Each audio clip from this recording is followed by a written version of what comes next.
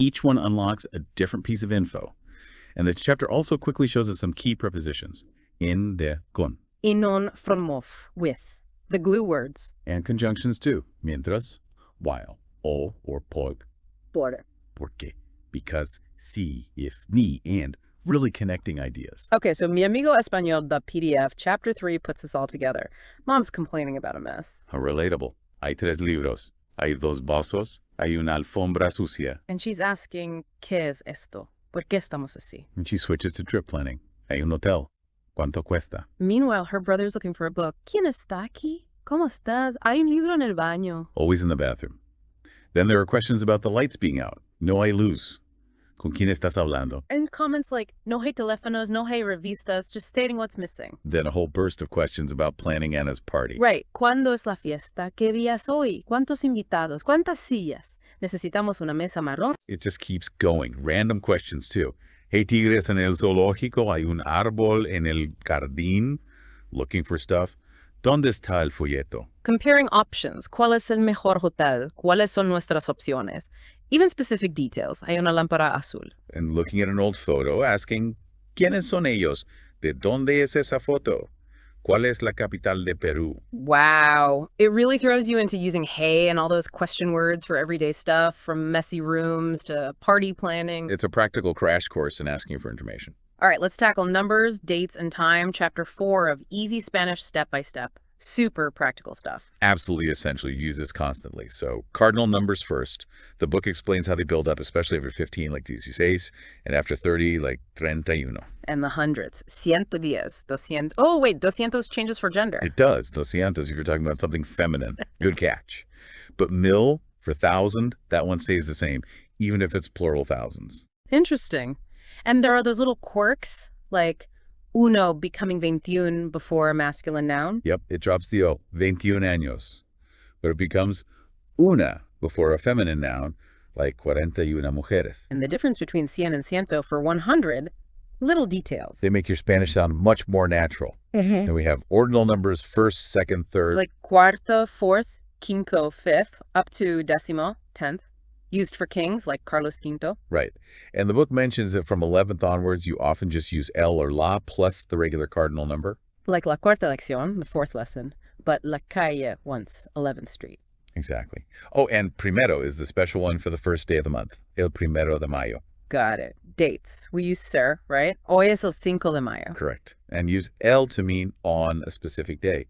El martes tenemos un examen. On Tuesday, we have an exam. The format is el number the month. Like el 15 de marzo. You can also use it to say a for the date. Estamos a 15 de marzo. And yeah, the chapter lists all the months, enero, febrero, all the way to diciembre. Okay, telling time, the big question. ¿Qué hora es? That's the one. For 1 o'clock, it's unique. Es la una. But for all the others, it's plural. Son las dos, son las tres. Precisely. And you add de la mañana, de la tarde, de la noche to specify morning, afternoon, night. How about being precise or approximate? For precise, you can say exactamente or en punto, sharpen the dot. For approximate, a eso de around, or más o menos, more or less. And the minutes, it's a bit different, isn't it? Y 20 for 20 past. Right. Y quince is quarter past, often said e cuarto.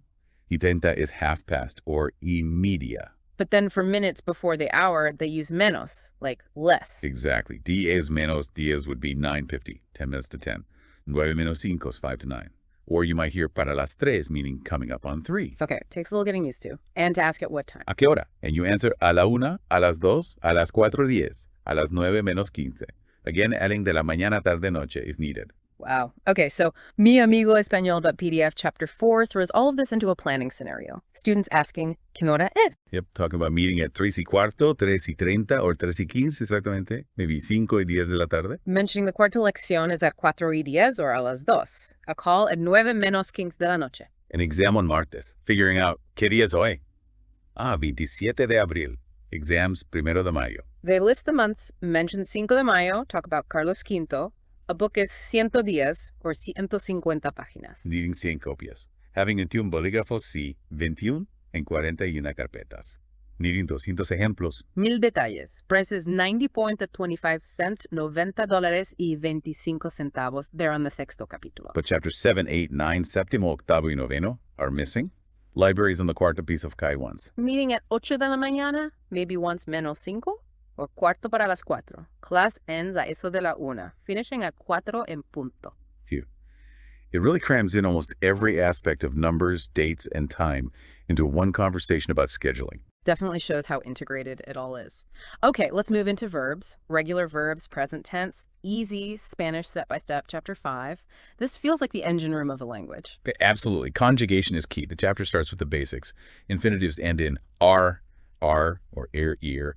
You chop that off to get the stem. And then add the right ending for who's doing it and when. Exactly. So for regular R verbs, the present tense endings are or, as, I, imos, is, and. And the book lists common ones. Bailar to dance, caminar to walk, cantar to sing, comprar to buy, loads of them. Super common verbs. Then for regular R verbs, the endings are o, amos, es, en. Examples like aprender to learn, beber to drink, comer to eat, comprender to understand, correr to run.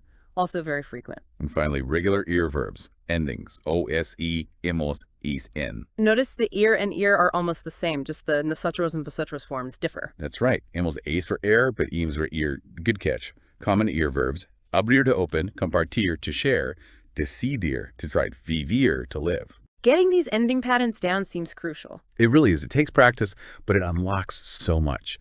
The chapter also notes you can use the present tense for the near future sometime. Right, like ella canta mañana could mean she sings tomorrow or she will sing tomorrow. Context helps. Exactly. Now, Mi Amigo Español.pdf, chapter 5 really brings these to life, describing daily life. Yo vivo, yo estudio, leo, escribo, corro, como, trabajo. Like a diary entry almost. Then asking about someone else. Tú vives, aprendes, preparas, bebes, descansas, escuchas, baila. Checking in, yeah. Describing Sofia. Ella habla, cri, vende, canta, teme. And Carlos, él toca un instrumento, practica, come, responde, va, doma, abre, little character insights. Then talking about we, vivimos, caminamos, compramos, compartimos, discutimos, comemos, limpiamos, recibimos, cantamos, sufrimos, shared activities. And ve, trabajan, llegan, miran, comen, viajan, suman, estudian, describen, cubren, cantas, tan, tan. Observing a group. Even using vosotros for family in Spain. Vosotros vivís, coméis, cantáis, leís. And the professor. Él decide, contesta, baja. Addressing students formally. Ustedes viven, comen, cantan, comprenden, regresan. It really covers a whole spectrum of pronouns and how these regular verbs adapt in everyday situations. Okay.